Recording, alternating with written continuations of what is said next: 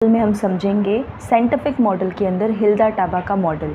Hilda Taba जो थी, इन्होंने 1962 में अपने इस मॉडल को दिया था।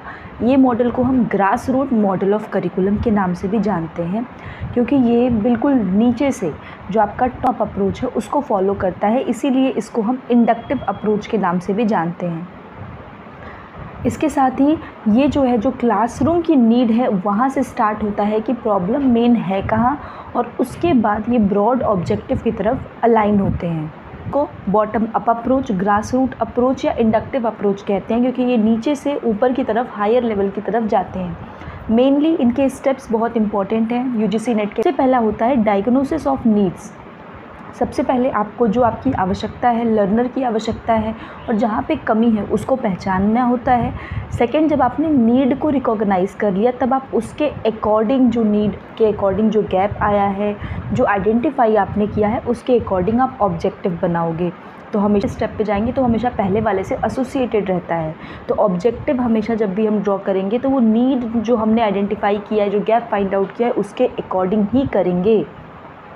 जब हमने ऑब्जेक्टिव को ड्रॉ कर लिया उसके बाद हम कंटेंट को सेलेक्ट करने वाले हैं। वो कंटेंट कैसा होगा, इस ऑब्जेक्टिव के अकॉर्डिंग होगा, उस नीड के भी अकॉर्डिंग होगा, जो रेलेवेंट हो उस बच्चे के क्लास लेवल, मेंटल एबिलिटी, जो हमें उसके ऑब्जेक्टिव जो हमने बनाए हैं उसके अकॉर्डिंग।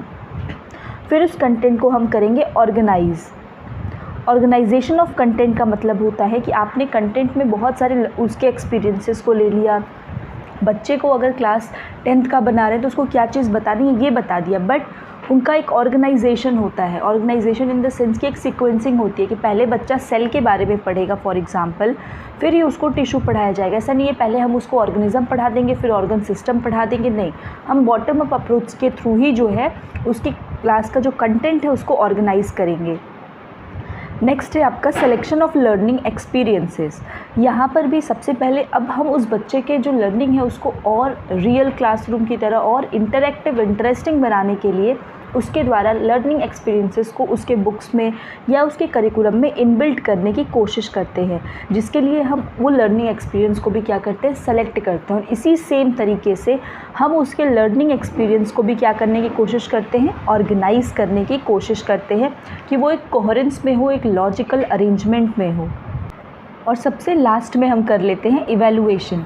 तो मेजरली नीड, सेकंड में आपको क्या करना है, फॉर्मुलेशन ऑफ ऑब्जेक्टिव्स। इसको आप यहीं पे याद कर लीजिए। सबसे पहले नीड, उसके बाद ऑब्जेक्टिव, उसके बाद सिलेक्शन एंड ऑर्गेनाइजेशन किसका, कंटेंट का, उसके बाद सिलेक्शन एंड ऑर्गेनाइजेशन किसका, लर्निंग एक्सपीरियंसेस का, एंड एट लास्ट इवैल्यूएशन। सो ये फीचर सेंट्रिक है और लर्नर के नीड को